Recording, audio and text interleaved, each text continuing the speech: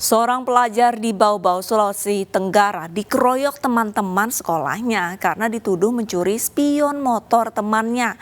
Akibat pengeroyokan, korban mengalami luka di kepala.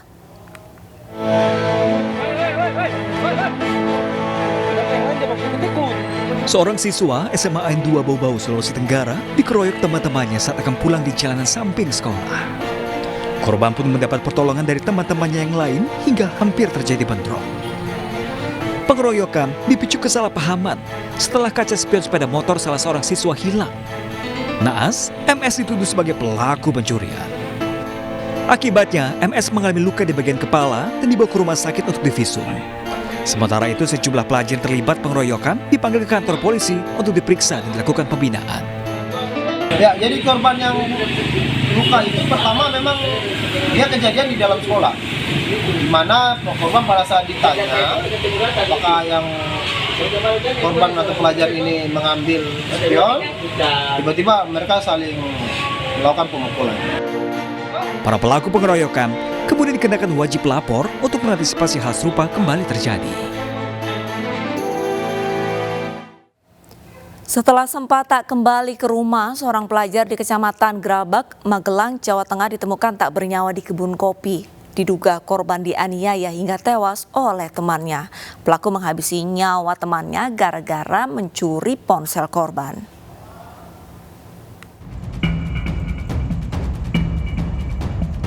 Warga Dusun Kopen Desa Bela Agung, Kecamatan Grabak dikejutkan dengan penemuan jasad laki-laki di perkebunan kopi.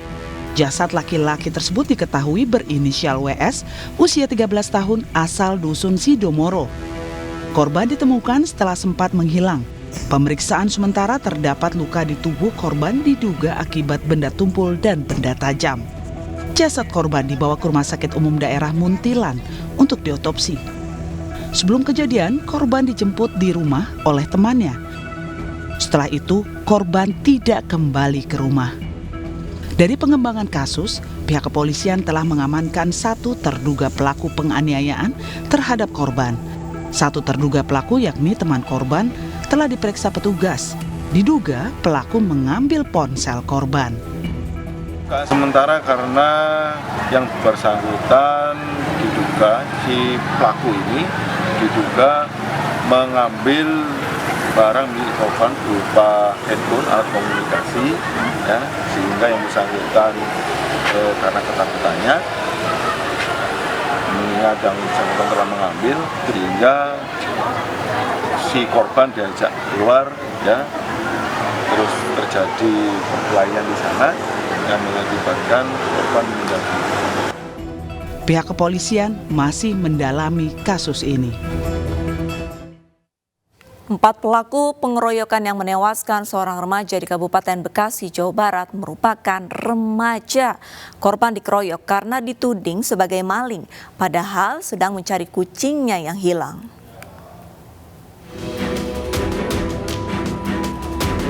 Empat pelaku pengeroyokan terhadap remaja di Bekasi, Jawa Barat telah ditetapkan sebagai tersangka. Keempatnya ternyata masih remaja.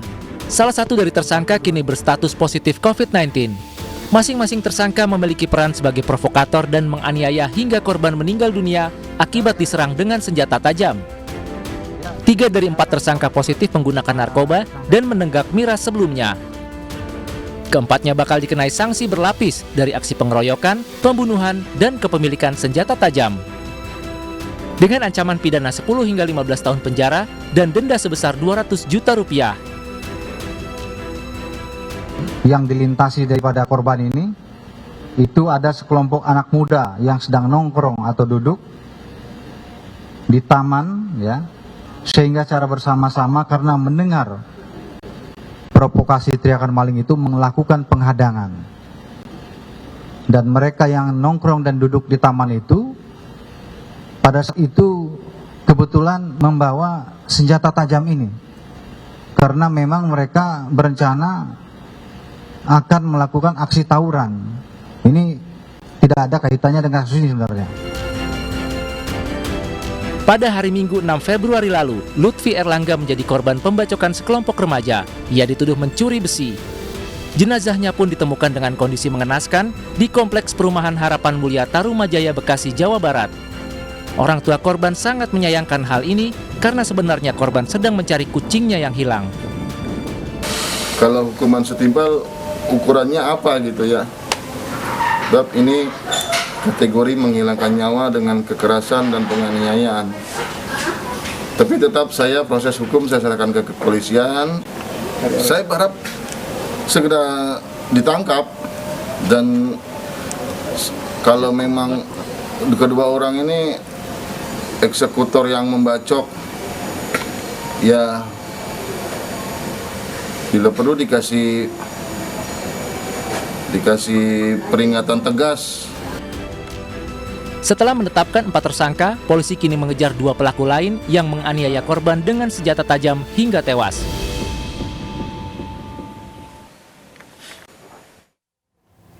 Viral, seorang siswa SMP dirundung teman sepermainan di Malang, Jawa Timur. Korban trauma dan akhirnya melapor ke polisi.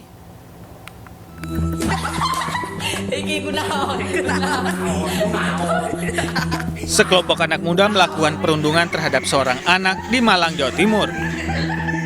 Perundungan diduga dilakukan oleh sekelompok anak usia pelajar. Korban menangis dan pasrah saat diolok-olok hingga dianiaya dengan benda ringan. Pihak keluarga sudah melaporkan kejadian ini dan tengah menunggu hasil penyelidikan dari pihak polisi. Langkah selanjutnya kami akan melakukan pemanggilan saksi-saksi dan mengambil permintaan visum ke rumah sakit.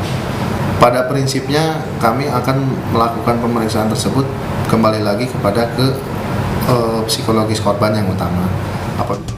Orang tua korban berupaya untuk menyelesaikan secara kekeluargaan, namun tidak ada itikat baik dari pihak keluarga pelaku. Dari Malang, Jawa Timur, Denny Irwansyah, iNews melaporkan. Pelaku pembunuhan anak di bawah umur yang jenazahnya ditemukan di pinggir kali ditangkap polisi.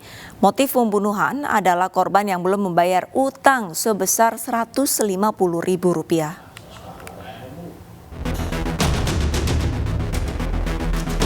Dua pelaku pembunuhan anak di bawah umur akhirnya berhasil ditangkap polisi dari Satres Kriminal Polres Sarolangun, Jambi. Keduanya berinisial DS dan AR yang merupakan teman korban ditangkap di rumahnya masing-masing di Kecamatan Singkut, Sarolangun.